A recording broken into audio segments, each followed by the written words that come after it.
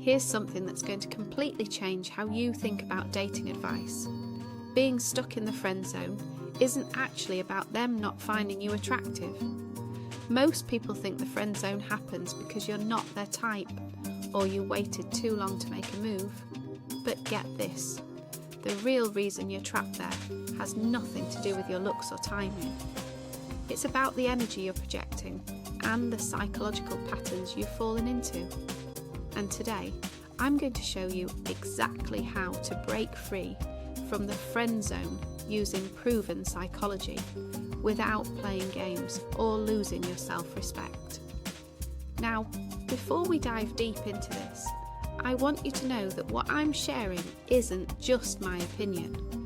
I've studied the research from relationship experts and sociologists, and I've seen these principles work for countless people who felt completely hopeless about their situation.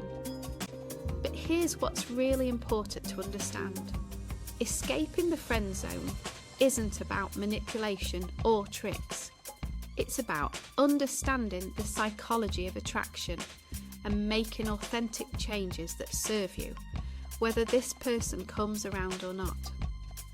Because at the end of the day, your happiness and self-worth should never depend on one person's response to you. So, let's talk about what the friend zone actually looks like. You have feelings for someone. Maybe you've been close for a while. There's definitely a connection. But somehow you've become the person they come to for advice about their dating problems. You're the one they call when they need emotional support, but never the one they think of romantically. And here's what makes it so painful. You can feel the potential there. You know you'd be amazing together. But every time you try to hint at something more, they either don't pick up on it or they quickly redirect the conversation back to friend territory.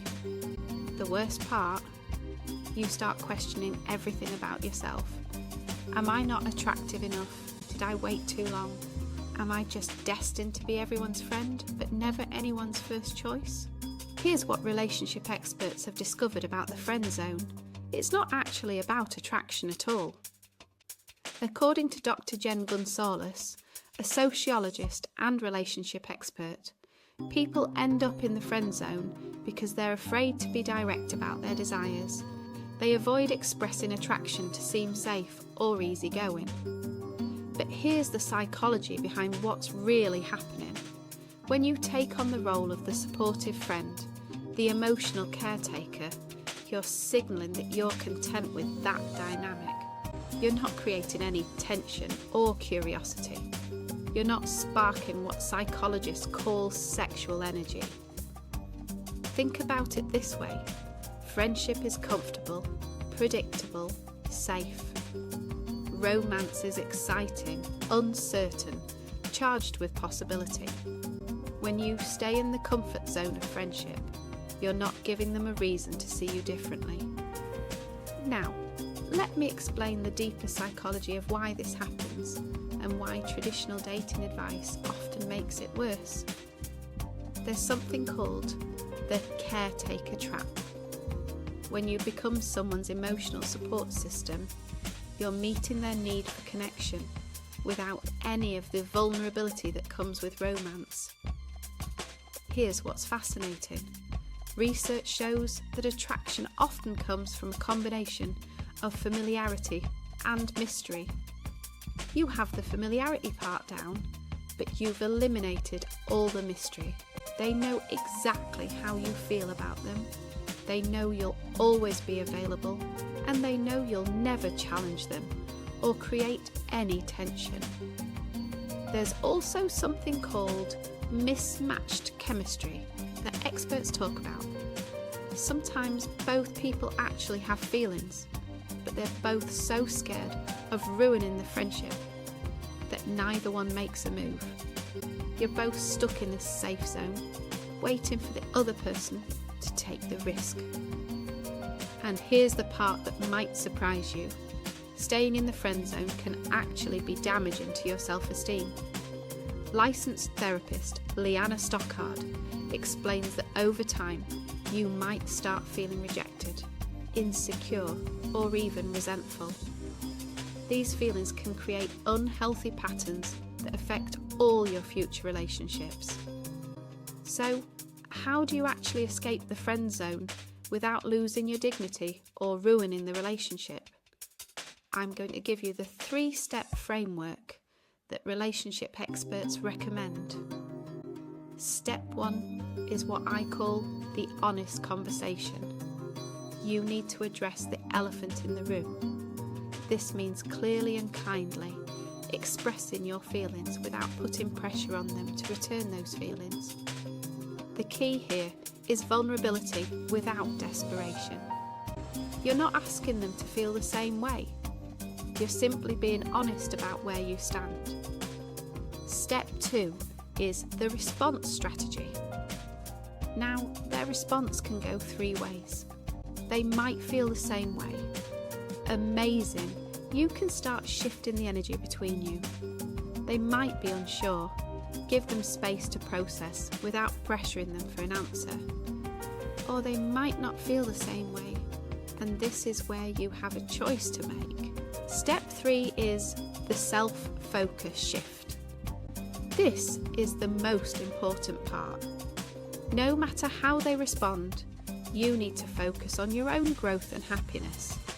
If they're interested, great, but you're not changing yourself to be more lovable.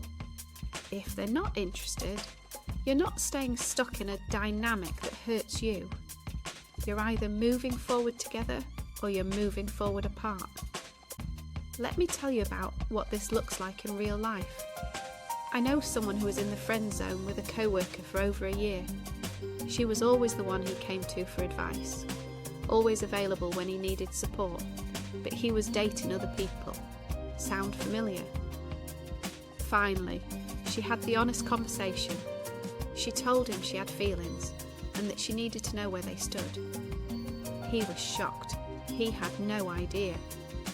Turns out he'd been interested too, but thought she only saw him as a friend because she never gave any clear signals. But here's another example that's just as important.